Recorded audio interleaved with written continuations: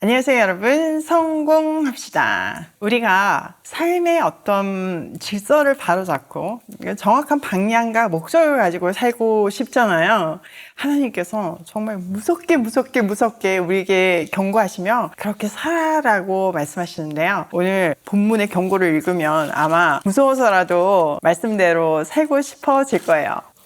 멈추라는 하나님의 절규 한번 들어가 보도록 할게요. 자, 지금 우리가 신명기 28장을 보고 있는데 신명기 28장은 계약 이행에 따른 순종의 복과 불순종의 저주를 확실하게 대조하고 있어요. 또 저주의 분량이 훨씬 많은데 그 이유는 꼭 지켜야 한다고 강조하기 위해서였죠. 이거는 고대 근동의 전쟁 조약 형식과 아주 유사하고요. 나라 사이에 맺어지는 그 언약 형식이에요. 그러므로 이거는 개인적인 어떤 내용이다라고 생각하기보다는 하나님 나라 백성으로서 우리가 세상과 전쟁 중임을 잊지 말고 그 소속을 분명히 하면서 살아야 한다는 것을 아주 강렬하게 말씀해 주시는 대목이에요. 자, 오늘은 어떤 무시무시한 경고가 있나 30절 볼게요. 당신들이 한 여자와 약혼해도 다른 남자가 그 여자를 욕보이고 집을 지어도 그 집에서 살지 못하며 포도원을 가꾸어도 그것을 따먹지 못할 것입니다. 당신들의 소를 당신들이 눈앞에서 잡아도 당신들이 먹지 못할 것이요 당신들이 나귀가 당신들의 눈앞에서 강탈을 당해도 도로 찾지 못할 것입니다. 당신들의 양떼를 당신들의 원수에게 빼앗겨도 당신들을 도와줄 사람이 없을 것입니다. 자, 아내와 약혼을 했는데 빼앗기고 집을 지었는데 그 집에서 살지 못하고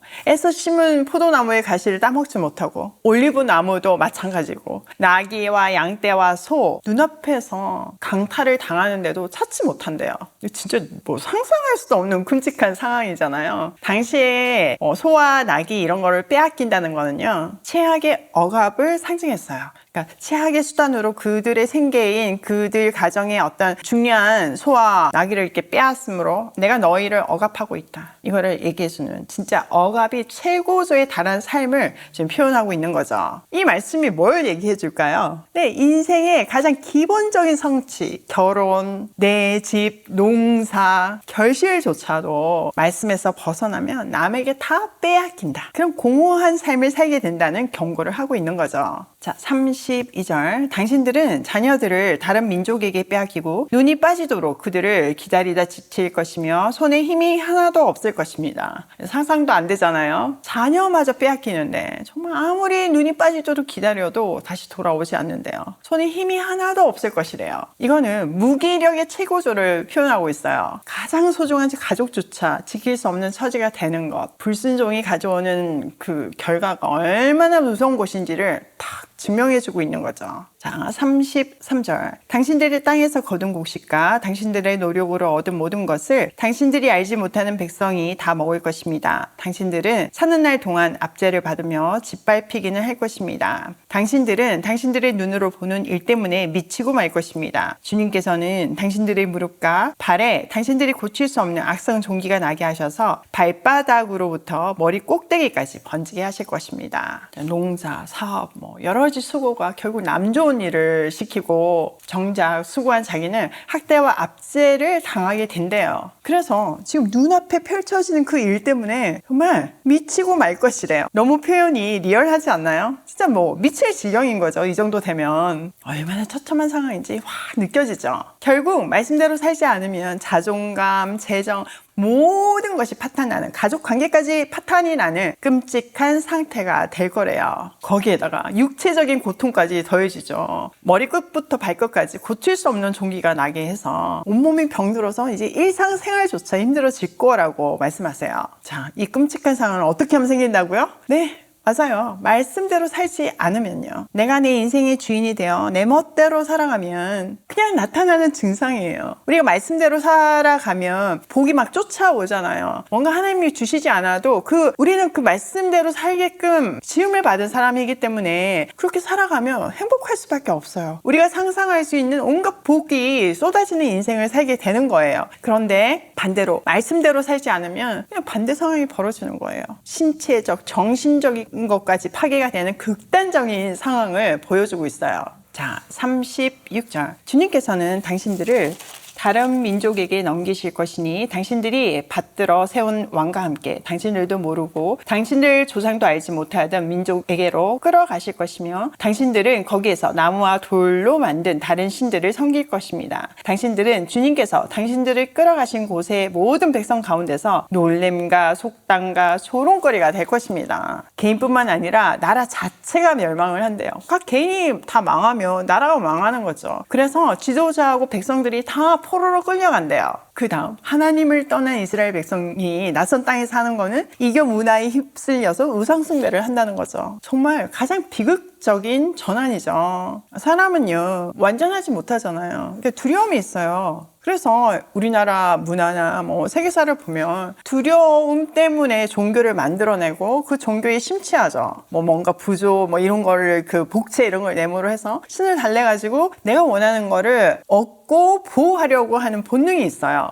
근데 그 시작은 사실 하나님과 끊어져서 나타나는 현상이잖아요. 정상적인 거라면 하나님한테 다시 붙으면 하나님의 그 영원한 생명과 그 평안과 사랑 속에 거하면 사실 이 모든 문제가 사라지는데 사람들은 마치 하나님의 명령보다 자기의 어떤 이성 그 자유의지를 높게 두고 선악과를 따먹은 것처럼 명령을 거역한 것처럼 사람이 회복되는 그 방식이 분명히 있는데도 불구하고 자기 마음대로 신을 만들고 그걸 우상 숭배하는 정말 너무 최악의 드라마가 만들어지는 거예요. 특히 이 백성은 어떤 백성이에요? 언약 백성이잖아요. 하나님이 택하신 백성이잖아요. 그 이집트에서 종노릇하며 억압과 제약의 상태에 있던 그들을 끄집어내가지고 하나님의 자녀로 삼고 그들에게 자유를 주고 복을 주셨는데 그 복을 걷어차고 다시 노예 상태로 돌아가는 죄의 노예 상태로 돌아가는 역행하는 장면이에요. 자, 이렇게 되니까 국제적으로 망한 나라가 되는데 앞에는 그 나라 위에 제일 높이실 거고 모든 나라가 존경하고 칭찬할 것이라고 그랬잖아요. 이제는 반대로 하나님의 자녀다 이러면서 잘난 척 하더니 기적까지 행하며 왔는데 이렇게 망하는 상황이 일반 사람들의 기준으로는 이해가 안 되잖아요. 그래서 이제는 큰 수치가 되는 거예요. 포로 잡혀간 땅에서 모든 백성 가운데 놀램과 속담과 조롱거리가 될 거래요. 우주 만물을 창조하시고 역사를 주관하시는 하나님이 우리 하나님이다 이러고 살았는데 그래서 기적적으로 가나안 땅도 정복했는데 결국 포로가 되어서 잡혀왔으니 얼마나 이 정신병 집단같이 보이겠어요. 완전 망상증에 걸린 병자로 보였겠죠. 그래서 놀램과 속담과 조롱거리가 된다는 거예요. 복의 근원이 되어야 할 사람들이 저주받음의 속담거리가 되는 거죠.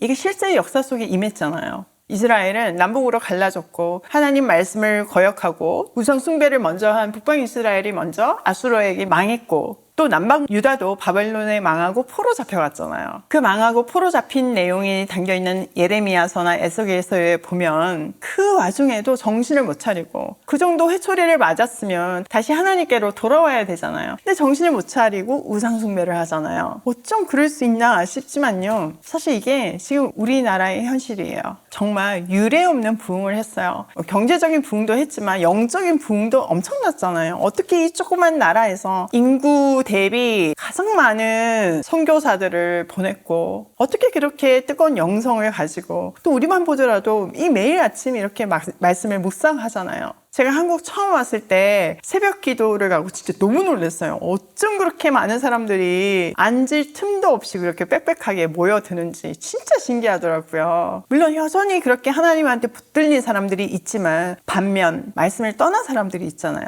말씀대로 살지 않아 무늬만 이스라엘일 때 그들은 심판을 받았고 이 저주가 임했고 결국 포로로 잡혀갔어요. 그리고 잡혀간 곳에서 놀림거리가 되잖아요. 우리나라도 무늬만 크리스찬인 사람들이 너무 많은 거죠. 얼마나 많은 조롱을 받고 있나요? 사실 그건 우리 책임이거든요. 물론 그리스도인이라서 핍박받는 것도 있지만 사실 더 많은 부분은 우리의 책임이라는 것을 다시 기억하고 말씀 앞에 새롭게 다짐하며 서서 우리의 삶을 바꾸어야 돼요. 내 개인이 망하지 않게 또 우리나라가 망하지 않게 하나님이 맡기신 그 사명을 감당하는 대한민국이 될 수 있도록 제가 지금 마음을 모아서 기도할 때입니다. 이스라엘 역사를 보면요. 그 포로 잡혀간 게 끝이 아니잖아요. 하나님은 그 그 상황 속에서도 비록 해초리를 때리셨지만 그 상황 속에서도 포기하지 않으시고 그들을 돌아오게 하고 회복시키셨잖아요. 사람의 힘으로 되지 않으니까 약속하신 메시아 하나님이 사람이 되어서 이 땅 가운데 역사를 뚫고 오셨잖아요. 그래서 우리를 온전히 구원해 주셨잖아요. 우리에게도 동일하게 다시 기회를 주시고 회복되기를 원하세요. 사람들은 나를 구원해 줄 사람, 정치적인 메시아, 경제적인 메시아, 여러 가지 그 분야의 메시아를 기다려요. 특별히 우리가 대선을 앞두고 있잖아요. 정말 하나님 마음에 합한 그런 대통령이 당선될 수 있도록 우리가 기도해야 하고, 또 유권자인 여러분들이 정말 분별하고 기도하면서 그 투표의 권리를 잘 행사해야 되고, 또 각 분야에서 이 대선에 연계된 사람들이 있잖아요. 하나님의 부르심과 하나님이 주신 그 사명을 생각하고 정말 내 이익이 아니라 이 나라를 회복하는데 쓰임 받아야 돼요. 경제도 너무 어렵잖아요. 이 모든 전반적으로 회복이 일어나고 대한민국이 부흥될 수 있도록 여러분 우리 함께 기도하기로 해요. 자, 38절. 당신들이 밭에 많은 씨앗을 뿌려도 메뚜기가 먹어버려서 거둘 것이 적을 것이며, 당신들이 포도를 심고 가꾸어도 벌레가 갉아먹어서 포도도 따지 못하고 포도주도 마시지 못할 것이며, 당신들의 온 나라에 올리브 나무가 있어도 그 열매가 떨어져서 당신들은 그 기름을 몸에 바를 수 없을 것입니다. 아무리 많이 뿌리고 수고해도 거둘 것이 없대요. 정말 열심히 투자하고 노동을 했는데 결과는 빵. 정말 절망적인 상황인 거죠. 여기 말하고 있는 올리브와 포도는요, 가나안의 대표 특산물이죠. 가장 중요한 경제적인 자산인데 열매가 맺혀도 수확을 하지 못하는 상황이 얼마나 절망적이에요. 경제 또한 파탄이 되었다는 것을 알 수 있죠. 이렇게 말씀대로 살면 상상을 초월하는 복이 임하지만 말씀대로 살지 않으면 상상을 초월하는 저주가 임한다는 것을 말해주고 있어요. 자, 41절. 당신들이 아들, 딸을 낳아도 그들이 포로로 잡혀가서 당신들의 자식이 되지 못할 것입니다. 당신들의 모든 나무와 땅의 곡식을 메뚜기가 먹을 것입니다. 당신들 가운데 사는 외국 사람은 당신들보다 점점 높아지고 당신들은 점점 낮아질 것입니다. 당신들은 외국 사람에게 꾸기는 하여도 꾸어주지는 못할 것입니다. 그들은 머리가 되고 당신들은 꼬리가 될 것입니다. 자녀도 포로가 되고 이방 사람들에게는 빚을 지고 종살이 하게 돼서 머리는 될 수 없고 꼬리만 된대요. 진짜 앞에 축복과 완전 정반대죠. 지금 이거에 얘기해 주는 건 뭘까요? 네, 다음 세대에도 희망이 없다는 거예요. 진짜 절망적이죠. 말씀이 아닌 제멋대로 사는 삶의 대가는 후손까지 위험해진대요. 미래가 없다는 거예요. 그렇기 때문에 여러분, 우리는 미래를 준비하기 위해서 이 말씀에 투자해야 돼요. 말씀에 내 시간을 투자해야 하고 자녀들을 말씀 앞에서 키워야 돼요. 그 제일 중요한 이 자산이 없는데 어떻게 세상을 살아갈 수 있겠어요? 어떻게 충만한 미래가 있겠어요? 다시 말씀 앞으로 화이팅하는 우리 오일 패밀리가 되면 좋겠어요. 자, 오늘 내용을 우리 삶에 한번 적용을 해보면, 첫 번째, 말씀대로 살자. 아무리 강조해도 지나치지 않죠. 말씀대로 사는 것이 생명입니다. 말씀대로 사는 것이 그 자체가 축복입니다. 두 번째, 삶의 질서는 말씀에서 온다. 우리가 말씀대로 살면요, 이건 피상적인 게 아니고요, 굉장히 현실적인 거예요. 우리 삶의 질서가 잡히고요, 우리 삶의 열매가 맺히기 시작해요. 지금 당장은 눈앞에 보이지 않는다 해도 그 열매가 순식간에 씨 뿌린다고 맺어지는 게 아니잖아요. 비바람을 맞아야 되고 시간이 걸려요. 그런 것처럼 우리 인생의 열매도 이 말씀에 토양해서 반드시 맺힌다는 것을 기억하면서 하나님이 예비하신 그날을 기대함으로 준비하고 기다리기로 해요. 세 번째, 하나님의 절규를 듣자. 지금 이렇게까지 무섭게 경고하는 것은 거의 절규에 가까워요. 니네 그렇게 하면 죽어. 이렇게 돼. 제발 돌아와. 그 하나님의 절규가 들리십니까? 오늘도 우리 각자 부르신 자리에서 그 하나님의 절규를 가슴에 새기며 나라를 위해서 중보하며 나에게 맡겨진 사명을 다하며 고싱해요.